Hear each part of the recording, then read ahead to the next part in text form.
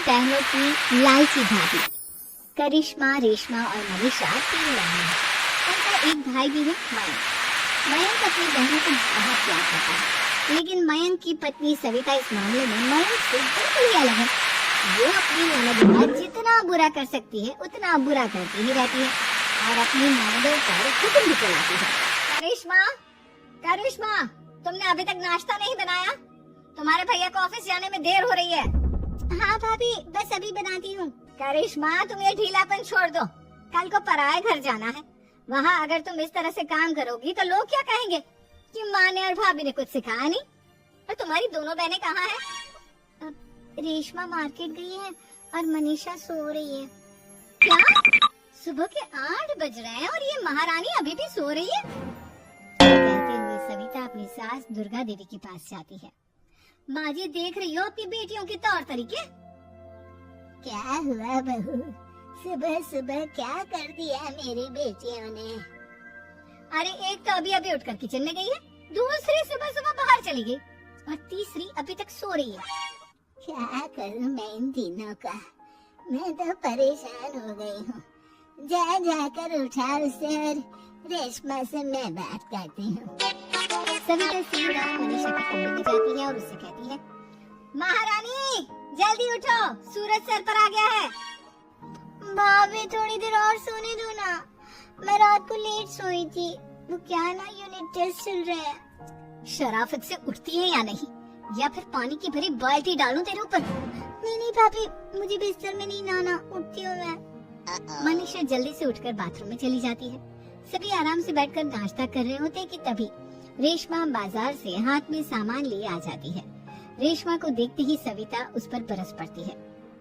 लो, आ गई महारानी। ऐसा भी क्या सामान लाना था जो सुबह आंख मलते ही बाजार की तरफ रवाना हो गई? भाभी, कल आप ही तो चीख रही थी कि घर का सारा सामान मुझे ही लाना पड़ता है, घर में किसी को भी किसी काम से कोई लेना देना नहीं है। अब मैं बाजार जाकर सामान ले आई तो आपको इस बात से भी तकलीफ हो रही है? देख रही हो माँ जी, अपनी बेटी की जुबान कैंची से भी तेज चलती है। और मयंक, आप तो कुछ कहेंगे नहीं अपनी लाडली बहन को। रेशमा, अपनी भाभी से ऐसे बात नहीं करते। चलो माफी मांगो। भैया, मैं क्यों माफी मांगू? आप भाभी से बोलिए ना कि हम पर कम हुक्म चलाया करें। हम इस घर की बेटियां हैं और आपकी पत्नी की ननद है, नौकरानी नहीं। लो कर लो बात। इनकी भलाई के लिए कुछ भी बोलो तो इन्हें बुरा लग जाता है। इस घर में यही इज्जत है मेरी। देख लो माँ जी, आपकी बेटी किस लहजे में मुझसे बात कर रही है। सविता वहाँ से चली जाती है। मयंक को बहुत गुस्सा आता है, वो भी वहाँ से चला जाता है। फिर करिश्मा रेशमा को समझाती है। रेशमा, तुम्हें भाभी से माफी मांग लेनी चाहिए थी ना। लेकिन दीदी, मैंने कुछ किया ही नहीं, तो मैं माफी क्यों मांगू? हाँ करिश्मा दीदी, रेशमा दीदी जैसे ही घर में आई भाभी ही उन पर चिल्ला रही थी। हाँ, मैं मानती हूँ कि गलती भाभी की थी। मैं तो इसलिए बोल रही हूँ कि भाभी ने माँ को तो पूरी तरह अपने वश में कर लिया है। वो हमारी बात सुनती ही नहीं। मयंक भैया हमारे लिए हमेशा खड़े रहते हैं, इसलिए उनकी बात का मान तो तुम्हें रखना चाहिए था ना। कोई फायदा नहीं दीदी, कुछ दिनों की बात और है, भाभी उन्हें भी हमारे खिलाफ भड़का देंगे। फिर वो भी माँ की तरह हमारी किसी बात का विश्वास नहीं करेंगे। इसी तरह सविता अपनी तीनों ननदों को किसी न किसी बात पर परेशान करती रहती थी। एक दिन मयंक अपनी तीनों बहनों के लिए गिफ्ट लाया। क्या रेशमा, ये तुम्हारे लिए हार का सेट। रेशमा, तुम्हारे लिए सुंदर सी ड्रेस। और मनीषा, तुम्हें किताबें पसंद है ना, तुम्हारे लिए किताबें लाया हूँ। थैंक यू भैया। थैंक यू भैया। थैंक यू भैया। करिश्मा, तुम्हारा नेकलेस कितना सुंदर है, ये भैया कहाँ से ले आए होंगे? मैंने भैया को 3 दिन पहले फोन पर ये डिजाइन दिखाया था और आज भैया ये ले आए। सविता तो अपनी ननदों की गिफ्ट्स देखकर जल गई और करिश्मा का नेकलेस तो उसे भी बहुत पसंद आया था। अपनी बहनों के लिए कितना अच्छा नेकलेस लेकर आए हैं, मुझे कभी कोई गिफ्ट नहीं दिया। मैं आज ही ये हार चुरा लूंगी। रात में सविता करिश्मा का हार चुरा लेती है और इसी तरह उसे अपनी ननदों की जो भी चीज अच्छी लगती वो उसे मांगती नहीं, बल्कि रात के अंधेरे में चुरा लेती। इसी तरह दिन बीतते गए और सविता ने मयंक के दिल में भी उसकी बहनों के लिए नफरत पैदा कर दी। एक दिन मयंक ने करिश्मा और रेशमा के लिए रिश्ता देखा और ये बात उसने घर में सबको बताई। माँ, करिश्मा और रेशमा के लिए बहुत अच्छा रिश्ता आया है, वो लोग कल इन्हें देखने आ रहे हैं। आप और सविता मिलकर सारी तैयारी कर लेना। ये सुनकर करिश्मा और रेशमा खुश हो जाती हैं, लेकिन सविता सोचती है, अगर इन दोनों बहनों की शादी हो गई तो घर और बाहर का काम कौन करेगा? मनीषा तो एक नंबर की कामचोर है, उससे तो किसी बात की उम्मीद लगाना ही बेकार है। मुझे इस शादी को रोकना होगा। अगले दिन सभी लड़के वालों के स्वागत की तैयारी करने में लगे होते हैं।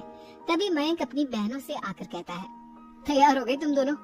देखो दोनों लड़के बहुत अच्छे हैं, मैं कोई कसर नहीं छोड़ना चाहता, इसलिए तुम उनके सामने अच्छे से बिहेव करना और अपनी भाभी से लड़ने मत लग जाना। करिश्मा, तुम वो नेकलेस पहन लो ना जो मैं तुम्हारे लिए लाया था। भैया मैं बहुत देर से वो नेकलेस ढूंढ रही हूँ, लेकिन मुझे मिल ही नहीं रहा। क्या तुमने नेकलेस खो दिया? तुम्हें पता भी है वो कितना महंगा था? तुम कोई काम ढंग से नहीं कर सकती। मयंक गुस्से में वहाँ से चला जाता है।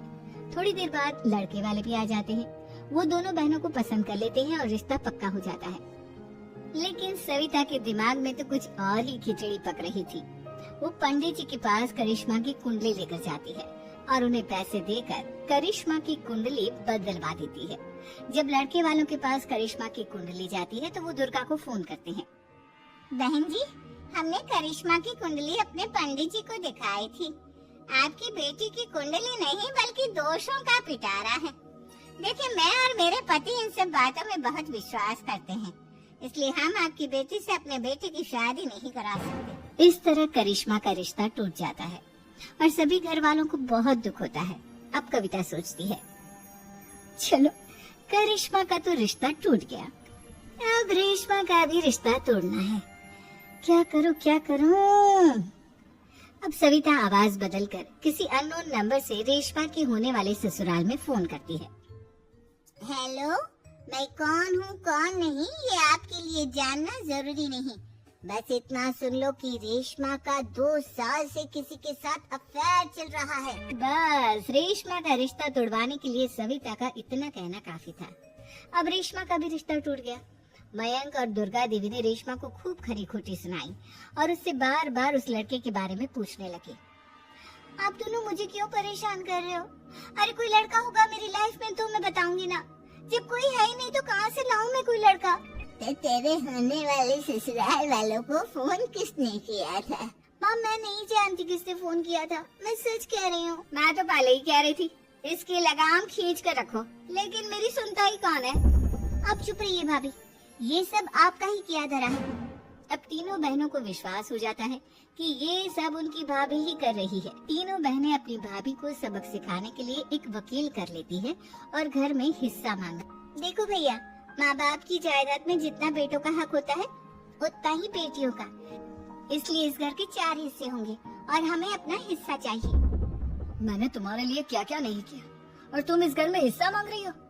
भैया, आप और माँ हम बहनों की कोई बात नहीं सुनते हो और भाभी हमारी शादी नहीं होने देगी क्योंकि उन्हें लगता है कि आप हमारी शादी में ज्यादा पैसा लगाओगे और उन्हें हम जैसी फ्री की नौकरानी कहाँ मिलेगी।